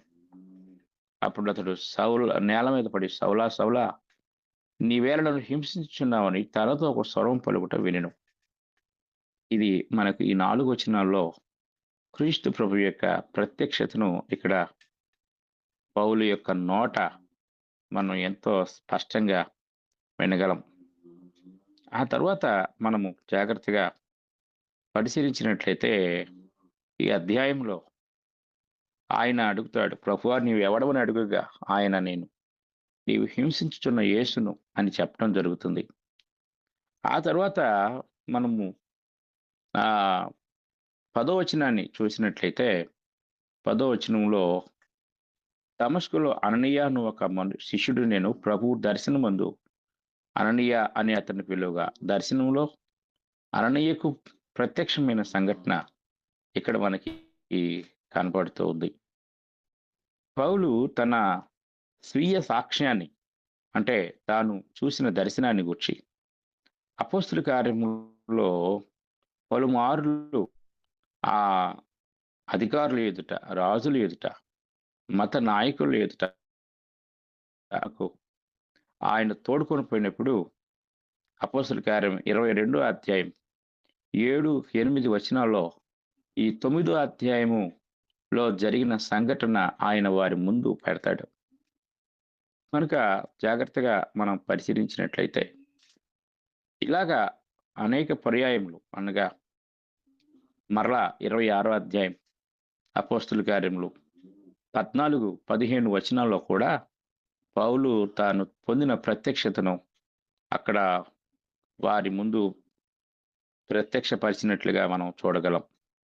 కనుక క్రీస్తు ప్రభు యొక్క ప్రత్యక్షతలు క్రీస్తు ప్రభు యొక్క పునరుద్ధానానికి ఒక గొప్ప సాక్ష్యాలు అనే దాన్ని మనం చాలా జాగ్రత్తగా గ్రహించవలసిన వారమై ఉన్నాం. తర్వాత అపోస్తలుల యొక్క సమూహము లేక క్రీస్తు ప్రభు యొక్క శిష్యుల యొక్క వారు చూసిన ప్రత్యక్షతల్లో వారు కలిగి ఉన్న ఒక అభిప్రాయాన్ని మనం జాగ్రత్తగా పరిశీలించినట్లయితే ఇక్కడ ఈ విషయం మనకు మనం చదువుకున్న వచనాలన్నింటిలో కనపడుతుంది. వారు ఎన్నిసార్లు అయితే ప్రభువుని చూశారో, ప్రభువు ఎన్నిసార్లు వారికి ప్రత్యక్షమయ్యాడో ఇది మనకు గొప్ప సాక్ష్యాధారంగా మనకు కనపడుతుంది. ఇక 4వ విషయాన్ని మనం చూసినట్లయితే ఈ యొక్క 4వ విషయం క్రొత్త నిబంధన. క్రొత్త నిబంధనను ఒక అందులో ఉన్న పుస్తకాలన్నింటిని బంధించే 27 పుస్తకాల ఫలితము. ఈ ఫలితం ఏమిటి అంటే దానికి కారణం పునరుద్ధానుడైన క్రీస్తు. క్రీస్తు పునరుద్ధానం లేకుండా క్రొత్త నిబంధన ఏదీ లేదు. మత్తయి నుండి ప్రకటన వరకు క్రీస్తు పునరుత్థానం పైన ఆధారపడి క్రీస్తు పునరుత్థానాన్ని గురించి అవి సాక్ష్యమిస్తూ ఉన్నాయి. క్రీస్తు మరణం శిష్యులను తీవ్రంగా నిరాశపరిచింది. వాళ్ళు చాలా తీవ్రమైన నిరాశకు, నిస్పృహకు లోనైపోయారు. లూకాసు వార్త 24వ అధ్యాయం 18వ వచనంలో వారి మాటలు మనము చాలా జాగ్రత్తగా పరిశీలించినట్లయితే లూకాసు వార్త 24వ అధ్యాయం 18వ వచనాన్ని ఒకసారి జ్ఞాపకం చేసుకుందాం. వారిలో క్లైపా అనువాడు యెరూషలేములో బస చేయుచుండి ఈ దినములలో అక్కడ జరిగిన సంగతులు నీవు ఒక్కడివే ఎరుగవా అని ఆయన్ని అడిగాను. ఆయన అవి ఏవని వారిని అడిగినప్పుడు వారు నజరేయుడైన యేసును గూర్చిన సంగతులే. ఆయన దేవుని ఎదుటను ప్రజలందరూ ఎదుటను క్రియలోను వాక్యములోను శక్తిగల ప్రవక్త అయ్యుండెను. మన ప్రధాన యాజకులు అధికారులు ఆయనను ఎలాగూ మరణశిక్షకు అప్పగించి సిలువ వేయించరో నీకు తెలియదా? ఇశ్రాయేలును విమోచింపబోవాడు ఈయనే అని మేము నిరీక్షించుంటిమి. పొరపాటు పడిపోయాం. అనవసరంగా 3.5 సంవత్సరాల టైం వేస్ట్ అయిపోయింది అన్నట్టుగా మాట్లాడుతున్నాడు ఈ క్లైపా. ఇదిగాక ఈ సంగతులు జరిగి నేటికి 3 దినములు ఆయను. నీవు ఇలాగా మా నిరీక్షణ కోల్పోయామని మేము పెట్టుకున్న ఆశలు అడియాశలు అయ్యాయని ఒకవైపు మేము బాధపడుతూ దుఃఖంతో ఉంటే ఈలోగా కొందరు స్త్రీలు వచ్చి సమాధి ఎద్దుకు వెళ్ళి ఆయన దేహమును కానక వచ్చి కొందరు దేవదూతలు తమకు కనపడి ఆయన బ్రతికి ఉన్నాడని చెప్పిరని మాతో చెప్పి మాకు విస్మయం కలుగు చేసిరి. తీవ్రమైన నిరాశ, ఇది ఏం కాబోతుంది, మా గతి ఏంటి, మేము పెట్టుకున్న ఆశలు నిరీక్షణ అంతా అయ్యో వృధా అయిపోయిందే, మేము అనవసరంగా ఈయన నమ్ముకొని టైం వేస్ట్ చేశామే అనుకుంటున్న తరుణంలో మరొక వైపు వారిని ఆశ్చర్యపరిచేలా, గందరగోళానికి గురి చేసేలా క్రీస్తు ప్రభు లేడనే వార్త, ఆయన దేహం లేదనే వార్త మమ్మల్ని ఇలా ఇబ్బందిలో పెట్టేసింది అని చెప్తున్నాడు. అంటే శిష్యులు ప్రభు మీద ఎంతో నమ్మకాన్ని పెట్టుకున్నారు, ఆశలు పెట్టుకున్నారు, నిరీక్షణ పెట్టుకున్నారు. కానీ ఆయన మరణం వారి నిరీక్షణను సఫలపరుస్తుందని వారు గ్రహించలేక వారి నిరీక్షణ ఫెయిల్ అయిపోయింది అని చెప్పి వారు నిరాశకు లోనయ్యారు. వారు ఆయన గూర్చి ఎన్నడూ రాసి ఉండరు. ఆయన జీవిత కథ, ఆయన పునరుద్ధానం ఇవన్నీ వాళ్ళు రాసి ఉండేవాడు కాదు. కానీ పునరుద్ధాన సత్యాన్ని నమ్మిన ఆ యొక్క శిష్యులే 27 పుస్తకాలను రాశారు. 27 అంతర్లీనంగా ఉన్నది క్రీస్తు యొక్క పునరుద్ధానం. కొన్ని చోట్ల ప్రత్యేకంగా లేక ప్రత్యక్షంగా డైరెక్ట్గా కూడా పునరుద్ధాన ప్రకటన మనకు కనపడుతుంది. కనుక చాలా జాగ్రత్తగా మనం ఆలోచించినట్లయితే ఇవి మనకు తెలియపడే సంఘటనలు. ఇక 5వ విషయాన్ని మనం జాగ్రత్తగా పరిశీలించినప్పుడు రూపాంతరము చెందిన శిష్యుల యొక్క విధానం. రూపాంతరము చెందిన శిష్యుల యొక్క రూపాంతరం అంటే వారిలో ఒక పెనుమార్పును తీసుకొచ్చింది. వాళ్ళ యొక్క విధానము మార్పు అనే దానికంటే కూడా రూపాంతరం చెందారు, అంటే కంప్లీట్గా మారిపోయారు. మనం చదువుకున్న ఈ వచనాల్లో ఇశ్రాయేలును విమోచించువాడు ఆయనే అని మేము నిరీక్షించాం అని దుఃఖకరమైన మాటలు, అడియాసలైపోయిన మాటలు, పూర్తిగా నశించిపోయిన విశ్వాసంతో కూడిన మాటలు వారు మాట్లాడారు. కానీ మూసి ఉన్న తలుపుల మధ్య ప్రత్యక్షమై తన్ను తాను వారికి కనపరుచుకున్న ప్రభువుని, ఆయన నిజంగా వారి ముందు కనిపించినప్పటికీ ఆయన పునరుద్ధానాన్ని వారు ఒప్పించడం కష్టమైపోయింది. కానీ వారు ముందు ఒప్పించబడ్డారు, తమను తాము ఒప్పించుకున్నారు, తమలో తాము వారు నిర్ధారణకు వచ్చారు, తమ హృదయాలను సమ్మతిపరుచుకున్నారు. తర్వాత ఎవ్వరూ కూడా వారిని మార్చలేకపోయారు. అంటే వారి మార్పు ఒక అద్భుతమైన మార్పు.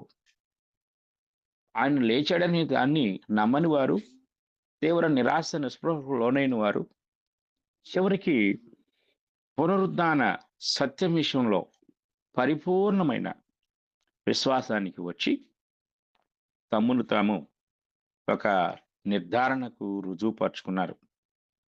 వారందరిలో కూడా చాలా బలహీనమైన విశ్వాసి అయిన తోమా వారందరి సమక్షంలో ప్రభువుని నా దేవా, నా ప్రభువా అని విశ్వాసాన్ని పొందుకున్నవాడిగా, అవిశ్వాసి కాక విశ్వాసిగా మాట్లాడిన సంఘటన చివరికి శిష్యుల హృదయాలను సంపూర్ణమైన విశ్వాసంలోనికి నడిపించడం జరిగింది. కనుక మార్పు చెందిన శిష్యులు లేక రూపాంతరం చెందిన శిష్యుల యొక్క సంఘటన మనకి క్రీస్తు ప్రభు యొక్క పునరుత్థానానికి గొప్ప రుజువైంది.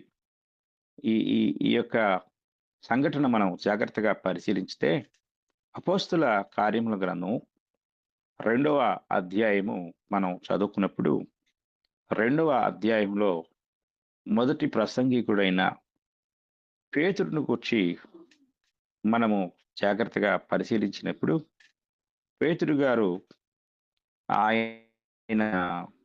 ఆయన యొక్క పునరుత్థానాన్ని గురించి మాట్లాడుతూ 23వ వచనంలో ఇలా అంటాడు, దేవుడు నిశ్చయించిన సంకల్పమును ఆయన భవిష్యత్ జ్ఞానమును అనుసరించి అప్పగింపబడిన ఈయనను మీరు దుష్టుల చేత సిలువ వేయించి చంపితిరి. మరణం ఆయన్ని బంధించి ఉంచుట అసాధ్యం కనుక దేవుడు మరణ వేదనను తొలగించి ఆయనను లేపెను. కాబట్టి ఆయన లేచాడు. ఆయన లేచాడు అని చెప్పడానికి పేతురు పాత నిబంధన లేఖనాలను ఎన్నో అక్కడ నుండి ఆ వచనం దగ్గర నుండి 31 వచనాల వరకు మాట్లాడి 32వ వచనంలో ఈ యేసును దేవుడు లేపెను, దీనికి మేమందరము సాక్షులము. కాబట్టి యూదులను ఒప్పించడానికి ఏం కావాలి అంటే సాక్ష్యం కావాలి. కనుక ధర్మశాస్త్రము 2-3 సాక్షుల మాట చొప్పున ప్రతి సంగతి స్థిరను అని ఒక ఆ విషయాన్ని తెలియచేసింది. కానీ ఇక్కడ వారు 2 కాదు 3 కాదు, ఏకంగా 12 మంది అక్కడ సాక్ష్యంగా ఉన్నారు. అంటే సాక్ష్యానికి కావలసిన ఆ వారికంటే 4-5 రెట్లు అక్కడ కనపడుతూ ఉన్నారు. కనుక వారి సాక్ష్యం ఎంతో దృఢమైందిగా మనకు కనపడుతుంది. కనుక మార్పు చెందిన శిష్యుల యొక్క రూఢి అయిన సాక్ష్యం క్రీస్తు ప్రభు యొక్క పునరుత్థానానికి ఒక బలమైన రుజువుగా మనం చూడగలం. ఆ తర్వాత మనం గమనించినట్లయితే పౌలు యొక్క మార్పు ఇక్కడ మనం చూడగలం. సౌలు యొక్క మార్పు క్రైస్తవ నిరీక్షణకు లేక క్రీస్తు పునరుత్థానానికి ఒక అద్భుతమైన మాదిరిగా మనం చూడగలం. సంఘానికి తార్సువాడైన సౌలు కంటే గొప్ప శత్రువు ఎన్నడూ లేడు. అతను యూదా మతంలో ప్రసిద్ధమైన వ్యక్తి, పరిసయ్యుల సాంప్రదాయానికి చెందినవాడు, మరణించిన వారికి భవిష్యత్ పునరుద్ధానంలో పాలు ఉన్నదని విశ్వసించే గుంపుకు చెందినవాడు. కానీ యేసు పునరుద్ధానంలో కాదు, ఇది ఆయన నమ్మకం. ఈ భయంకరమైన సంఘ పీడకుని, అంటే సంఘాన్ని నాశనం చేసేవాడిని క్రీస్తు గొప్ప ప్రకటనకారుడుగా మార్చివేయటానికి, అంటే క్రీస్తు సువార్తకు ఒక గొప్ప పరిచారకుడిగా మార్చింది ఏమిటి? అది కేవలము క్రీస్తు పునరుద్ధానం. క్రీస్తు యొక్క జన్మ, క్రీస్తు యొక్క జీవితం పౌలు మీద ఎలాంటి ప్రభావాన్ని చూపించలేదు. కానీ క్రీస్తు పునరుద్ధానమే పౌలు పైన తీవ్రమైన ప్రభావాన్ని చూపించింది. కనుక క్రీస్తు పునరుద్ధానం, ఆ తర్వాత దమస్కు దారిలో అతను పునరుద్ధాన శక్తితో లేచిన క్రీస్తును చూశాడు. పునరుద్ధానాన్ని గూర్చి తనలో ఉన్న సంశయాలన్నీ పటాపంచలైపోయాయి. పునరుద్ధానంలో తన విశ్వాసం వల్ల తన సొంత దేశస్థుల చేతుల్లో మరియు అలాగే సొంత జనుల మధ్య, విదేశీయుల మధ్య కూడా ఆయన కోర్టులో ఒక ముద్దాయిగా వాదించాడు. దేని గురించి వాదించాడు అంటే క్రీస్తు పునరుద్ధానం. క్రీస్తు పునరుద్ధానాన్ని నమ్మిన సౌలు, క్రీస్తు పునరుద్ధానాన్ని తెలుసుకున్న సౌలు క్రీస్తు పునరుద్ధానం కొరకై జైలు పాలయ్యాడు. అలాగే క్రీస్తు పునరుద్ధానాన్ని గూర్చి అనేక మార్లు ఆయన ప్రకటన చేశాడు. కనుక క్రీస్తు ప్రభు యొక్క పునరుత్థానానికి మరొక గొప్ప రుజువు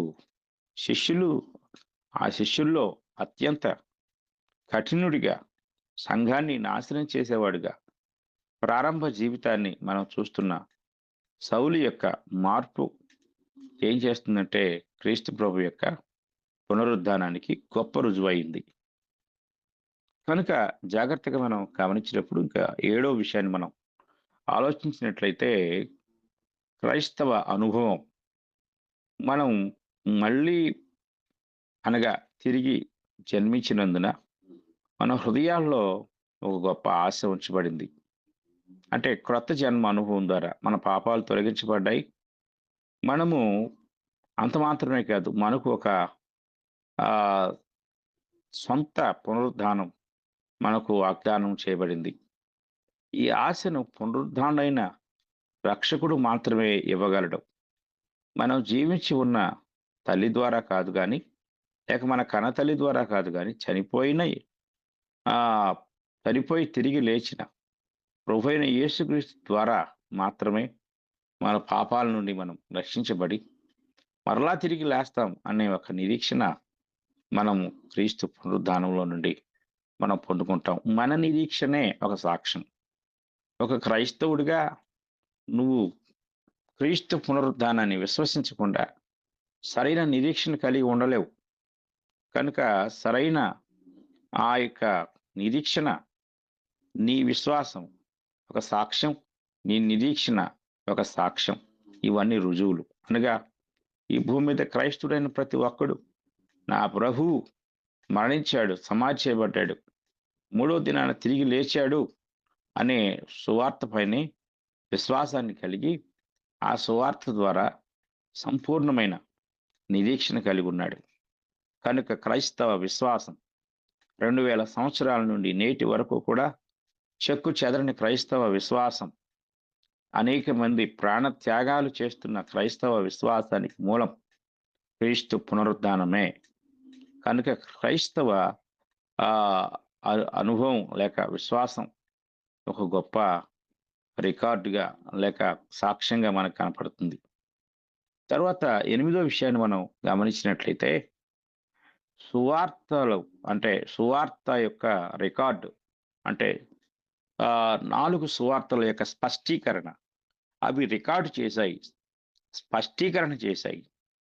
సువార్తలు సాక్షుల చేత రాయబడ్డాయి. మత్తయి, మార్కు, లూకా, యోహాను. ఇవి క్రీస్తు ప్రభు యొక్క జీవిత చరిత్రలు. ఈ జీవిత చరిత్రలు క్రీస్తు ప్రభు యొక్క జీవితాన్ని రాస్తూ అందులో ఆయన పునరుత్థానాన్ని బలీయంగా నొక్కి చెప్పాయి. సాక్ష్యాలు, ఆధారాలు అవన్నీ ఏకరువు పెట్టాయి. తద్వారా క్రీస్తు ప్రభు యొక్క పునరుద్ధానం అనేది ఎంతో స్పష్టంగా మనకు రుజువుపరచబడినట్లుగా సువార్తల యొక్క బోధ నుండి మనం చూడగలం. అపోస్తలుల కార్యములు 10వ అధ్యాయము 41వ వచనంలో పేతురు గారు కొర్నేలి ఇంట్లో వారితో మాట్లాడతాడు. ప్రజలకందరికీ గాక దేవుని చేత ముందుగా మృతులోని లేచిన తర్వాత ఆయనతో కూడా అన్నపానములు పుచ్చుకొనిన మాకే ఆయన ప్రత్యక్షంగా కనపడినట్లు అనుగ్రహించాను. మరొకసారి చదువుకుందాం. ప్రజలకందరికీ కాక దేవుని చేత ముందుగా ఏర్పరచబడిన సాక్షులకే, అనగా సాక్షులు ఆయన శిష్యులు, అనగా ఆయన మృతులోని లేచిన తర్వాత ఆయనతో కూడా అన్నపానములు పుచ్చుకున్న మాకే ఆయన ప్రత్యక్షంగా కనబడినట్లు అనుగ్రహించాను. కనుక పేతురు తన స్వీయ సాక్ష్యంలో చెప్తున్న మాట, సువార్తలు ఈ సంగతిలో రికార్డు చేశాయి. కనుక సువార్తలను చదువుతున్నప్పుడు చిన్న చిన్న వివరాలు, మాటలు మరియు పద సంబంధాలు ఇవన్నీ మనకు కనిపిస్తాయి. ఇవి ఈ వృత్తాంతాలు ఎంత సహజంగా మరియు జీవితానికి ఎంత నిజమైనవిగా మనకు కనిపిస్తాయో అంత దృఢమైనవిగా నిరూపించబడ్డాయి. కనుక క్రీస్తు ప్రభు యొక్క పునరుత్థానం జాగ్రత్తగా మనం పరిశీలించినట్లయితే, క్రీస్తు ప్రభు యొక్క పునరుద్ధానం, మనం ఆ పునరుద్ధానానికి రుజువులు గూర్చి మనం ఇంతవరకు ఎన్నో విషయాలు ధ్యానించాం. కాబట్టి మరలా రేపటి దినము మనం పునరుద్ధానం యొక్క ఫలితాలు లేక ఫలితం అంటే పునరుద్ధానం ద్వారా వచ్చిన ఆ రిజల్ట్ ఏమిటో రేపటి పాఠంలో మనము ప్రారంభించుకుందాం. ప్రియమైన వారలారా, క్రీస్తు ప్రభు యొక్క పునరుద్ధానానికి సంబంధించి మనము ఇంతవరకు కూడా సుమారు ఒక 6 సంగతులు మనము ధ్యానించాం. ఇవన్నీ మనకు క్రీస్తు ప్రభు యొక్క పునరుత్థానాన్ని రుజువు చేస్తూ ఉన్నాయి. ఈనాడు ప్రపంచం అంతా ఒక క్రొత్త సంవత్సరం, ఒక నూతన సంవత్సరం ఆ వేడుకల్లో, సంతోషాలలో, సంబరాలలో మునిగిపోయి అనేక మంది సెలబ్రేట్ చేసుకుంటూ ఉన్నారు. ఇది ఒక మతానికి సంబంధించింది మాత్రమే కాక ప్రపంచం అంతటికీ సంబంధించినది అయ్యింది. దీనికంటే అత్యంత ప్రాముఖ్యమైన క్రైస్తవ నిరీక్షణకు మూలమైన పునరుత్థానం ఒకనాడు 2000 సంవత్సరాల క్రితము ఈ భూమి మీద ప్రపంచం అంతటిని, అంటే నిరాశలో మునిగిపోయి చావే నా జీవితానికి గత, చావుతోనే నా జీవితం అంతమైపోతుందా అని మరణ భయంతో 2000 సంవత్సరాల క్రితం వరకు వణికిపోతున్న సర్వ మానవ జాతికి అంతటికి ఒక నూతన సంవత్సరం అప్పుడే క్రీస్తు ప్రభు ద్వారా అనుగ్రహించబడింది. మునుపెన్నడూ కూడా చరిత్రలో జరగని ఆ చరిత్రాత్మకమైన ఒక కొత్త సంవత్సరం అక్కడ మనకు కనపడుతుంది. ఏమిటి కొత్త సంవత్సరం అంటే క్రీస్తు ప్రభు యొక్క పునరుద్ధానమే. పునరుద్ధానం లేకుండా ఎన్నో సంవత్సరాలు గతించిపోయాయి.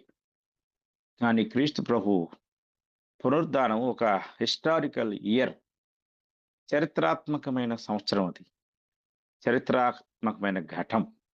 ఆ ఘట్టంలో క్రీస్తు ప్రభు యొక్క పునరుద్ధానం కాల విభజన జరిగించి అనేకులకు ఒక నిరీక్షణను అనుగ్రహించింది. ఈ నిరీక్షణ ఎవరికంటే ఆయన యందు విశ్వాసం వచ్చిన వారికే, ఆయన యొక్క వాక్యాన్ని గ్రహించిన వారికే, ఆయన యొక్క స్వార్థ సత్యాన్ని ఎరిగిన వారికే ఆయన వాగ్దానం చేసిన నిరీక్షణ. ఈ నిరీక్షణలో ప్రతి ఒక్కరు కూడా పాలుపంపులు పొందాలని, ఇంకా మీరు పునరుద్ధానాన్ని నమ్మని వారిగా ఉన్నారు అంటే రక్షణ పొందలేదు, రక్షణ పొందిన ప్రతి పాపి, పొందని ప్రతి పాపి పునరుద్ధానంతో సంబంధం లేనివాడు. మనం తరచుగా క్రిస్మస్, ఈస్టర్ రెండు చేస్తూ ఉంటాం. కానీ చాలామంది వారి జీవితాల్లో క్రీస్తు ప్రభు శరీరధారిగా వచ్చాడని నమ్మడం లేదు. నమ్మినవాడు రక్షణ పొందుతాడు. రక్షణ పొందుట ద్వారా తన సాక్ష్యాన్ని రుజువు చేసుకుంటాడు. చాలామంది క్రీస్తు లేచాడని ఈస్టర్ పండుగ చేస్తూ ఉంటారు. కానీ లేచిన ఆయన, పునరుద్ధానుడైన ఆయన మరలా తిరిగి ఉగ్రుడిగా రాబోతున్నాడు. అగ్ని జ్వాలలో ఈ లోకాన్ని నాశనం చేయడానికి రాబోతున్నాడు. దీన్ని మాత్రం నమ్మరు. పుట్టాడని నమ్ముతారు, మరణించాడని నమ్ముతారు. కానీ ఈ రెండిటి ద్వారా ఆయన ఒక నిరీక్షణ తెచ్చాడు. ఆ నిరీక్షణ అంగీకరించిన వారికి భయంకరమైన తీర్పు ఉంటుంది. ఆ తీర్పులో వారు తప్పించుకోలేని అత్యంత భయంకరమైన నిత్య నాశనం అనే అగ్నిగుండంలో పడతారు అనే సత్యాన్ని మాత్రం వారు నమ్మరు. కనుక నమ్మిన వారు పునరుత్థాన సాక్ష్యాన్ని విని విశ్వసించి ప్రభులోనికి ప్రవేశించి వారు కూడా పునరుద్ధానాన్ని గురించి సాక్ష్యం ఇస్తారు. కడవరకు నిరీక్షణ కలిగి క్రీస్తు ప్రభు మనకు అనుగ్రహించబోయే మరొక పునరుద్ధానంలో వారు పాలువారు అవుతారు. కనుక నా ప్రియులారా, మీరు నిజంగా క్రీస్తు ప్రభు యొక్క శరీర ధారణ నమ్మితే, తదుపరి ఆయన మరణం తర్వాత పునరుద్ధానాన్ని కూడా నమ్మితే నీకు దేవుడు అనుగ్రహించే ఒక గొప్ప భాగ్యం రక్షణ అనుభవం. ఎవరో రక్షణ పొందారు కాదు, నువ్వు రక్షించబడ్డావా?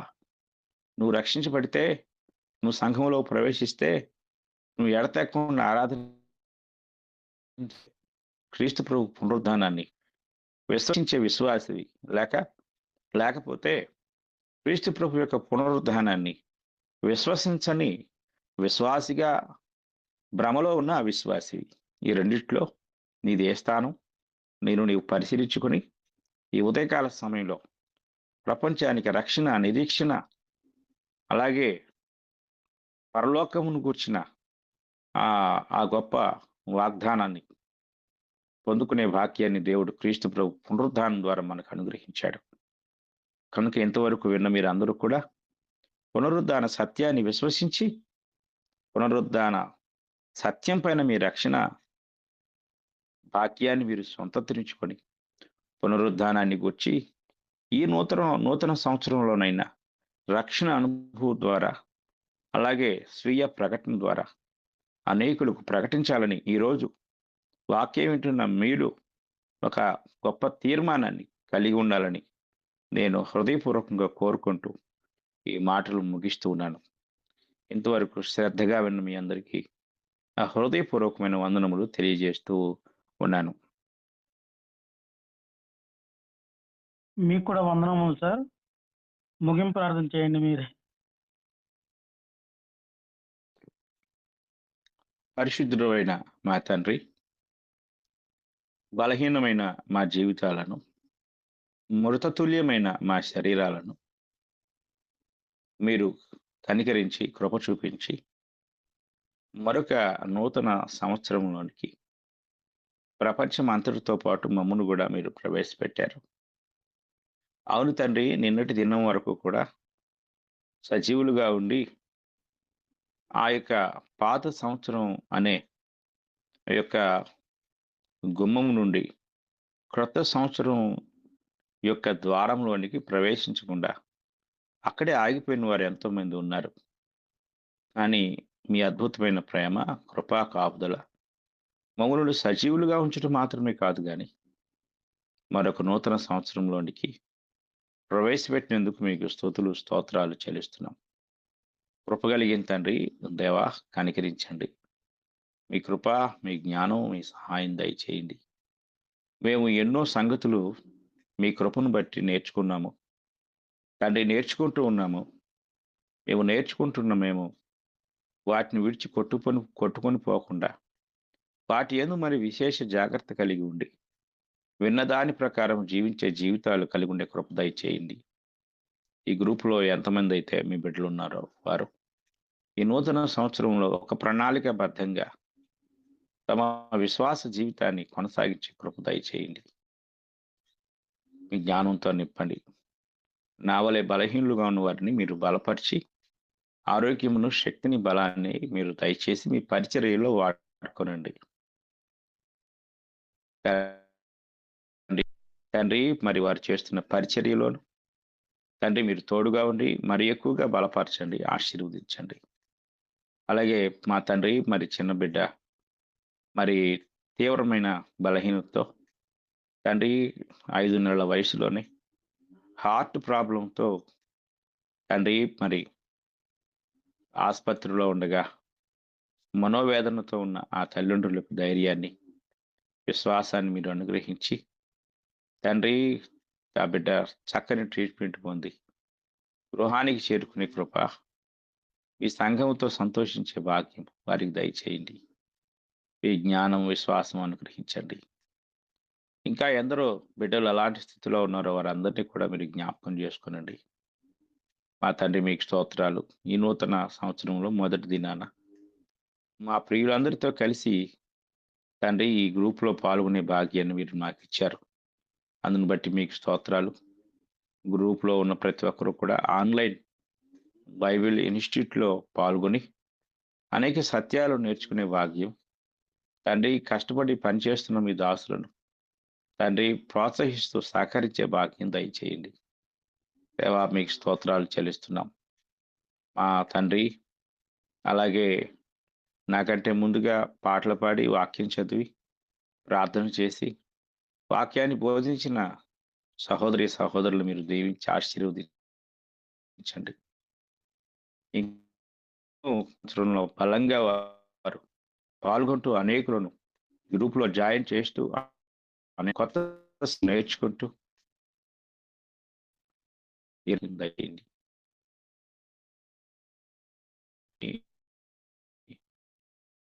ఈ పరిచర్యను నడిపిస్తున్నా మీ దాసుని భార్యను, బిడ్డలను వారి కష్టార్జితమును మీరు దీవించి ఆశీర్వదించండి. మీ కృపా సంరక్షణ దయచేయండి. వినయంతో, విశ్వాసంతో, భయభక్తులతో మా ప్రభు రాకటి వరకు నిర్దోషులముగా, నిరపరాధులముగా మీ ఎదుట నిలుచుండే భాగ్యం మాకు దయచేయమని ఈ ప్రార్థన మా ప్రభు అయిన యేసుక్రీస్తు వారి పరిశుద్ధ నామములో ఆమేన్.